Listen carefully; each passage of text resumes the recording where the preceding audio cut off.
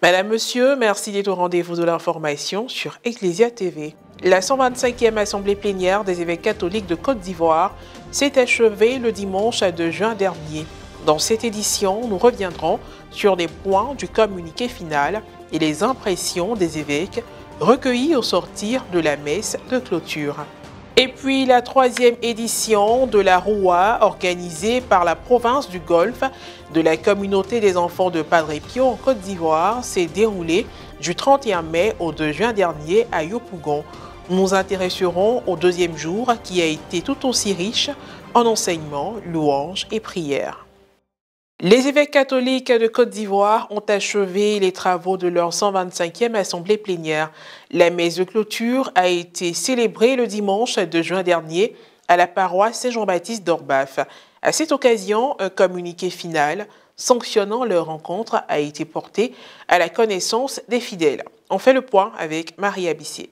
C'est dans une grande joie indescriptible que je prends la parole au nom de la communauté catholique Saint-Jean-Baptiste d'Orbaf. En ce dimanche du 2 juin 2024, où l'Église célèbre la solennité du très saint sacrement du corps et du sang du Christ, pour vous souhaiter la traditionnelle Akbarou, puisse cette célébration eucharistique qui couronne les travaux de cette 125e Assemblée plénière des évêques catholiques de Côte d'Ivoire être porteuse de conclusions fructueuses dans la foi pour le peuple ivoirien en général et pour l'Église de famille en Côte d'Ivoire en particulier.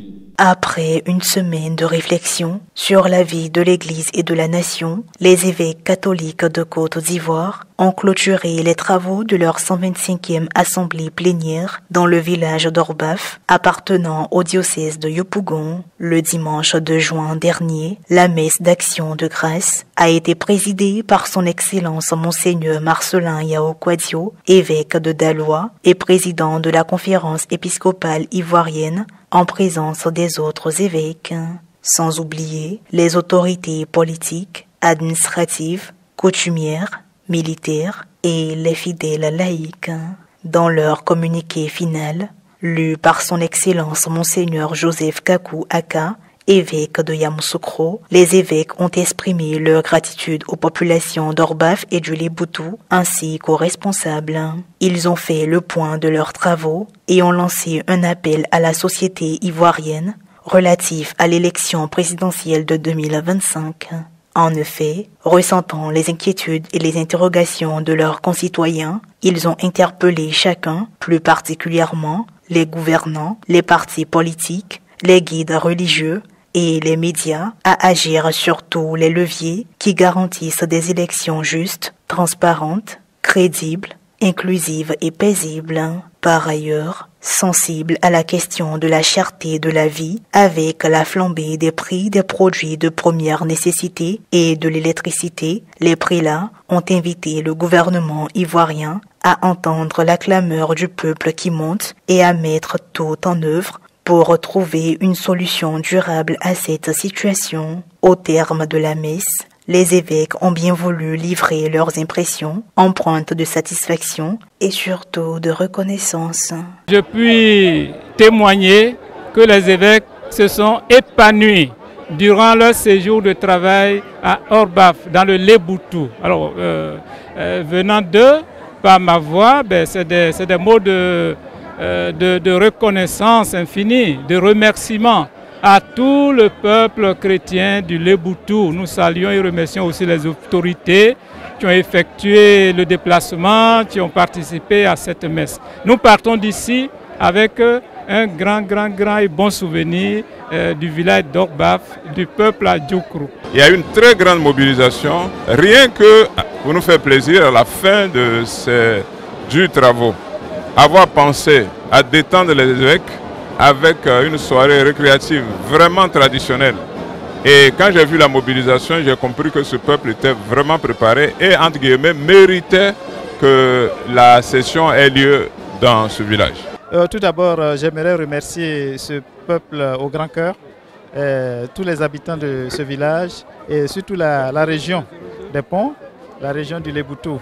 Ils ont été vraiment formidables en nous accueillant. Il faut dire qu'avant de venir, on se demandait quel allait être notre sort, mais arrivé, nous avons su et nous avons vu que des frères et sœurs catholiques et non catholiques étaient vraiment prêts à nous accueillir. Et l'accueil a été formidable. Et à la fin de ces travaux pendant la semaine, je tiens à dire merci au Seigneur, le Seigneur qui nous a donné de vivre vraiment un bon moment, surtout entre nous évêques, d'avoir échangé, d'avoir partagé nos réflexions pour aboutir à la fin. Nous avons été réconfortés par l'accueil chaleureux du peuple de Dieu d'Orbaf. Surtout, c'est là j'ai compris que les femmes font vraiment l'église. Parce qu'elles étaient plus nombreuses, elles étaient heureuses. Voilà. Et cela nous a fait comprendre que, comme Élisabeth était heureuse de voir Marie venir lui rendre visite, nous aussi, nous avons compris que nos parents ont été heureux de voir venir à eux les représentants de Dieu.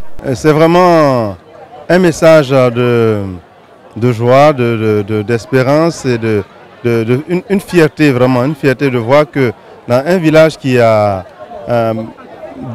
dans lequel les chrétiens catholiques ne sont pas nombreux, réussit à se mobiliser dans toutes les composantes pour accueillir pendant une semaine tous les évêques de Côte d'Ivoire avec tous leurs collaborateurs et toutes les structures qui travaillent en lien avec la conférence.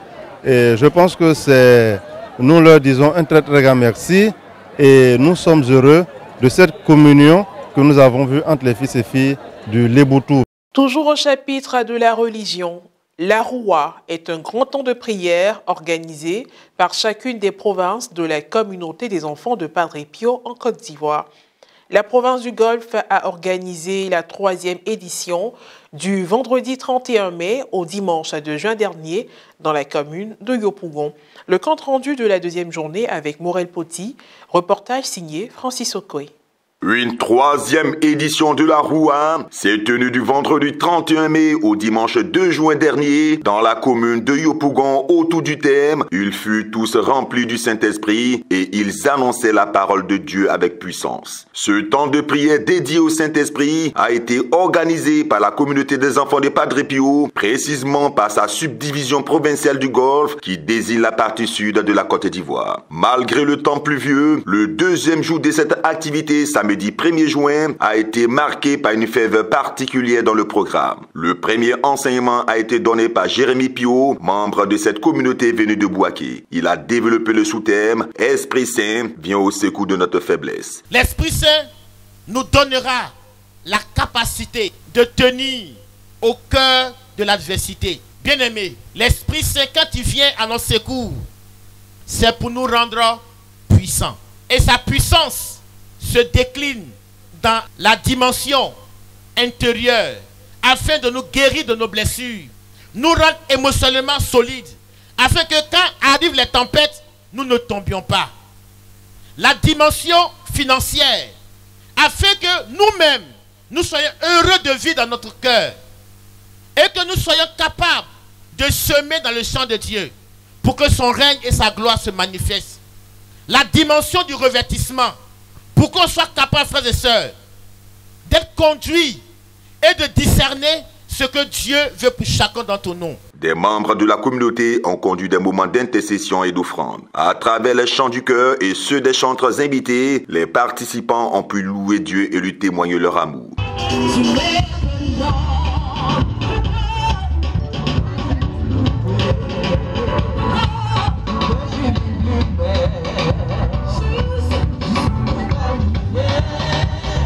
Le dernier enseignement de la journée a été donné par le modérateur Eferlin de Lucrèce, ancien membre de la communauté. Il a porté sur le sous-thème « Du matin au soir, tout peut changer, Dieu sait faire vite ». Une 2e journée de la Roua 2024, bien organisée au regard de tous les moyens matériels et humains déployés par la communauté. Cela a annoncé de bons auspices pour l'apothéose qui a lieu le lendemain.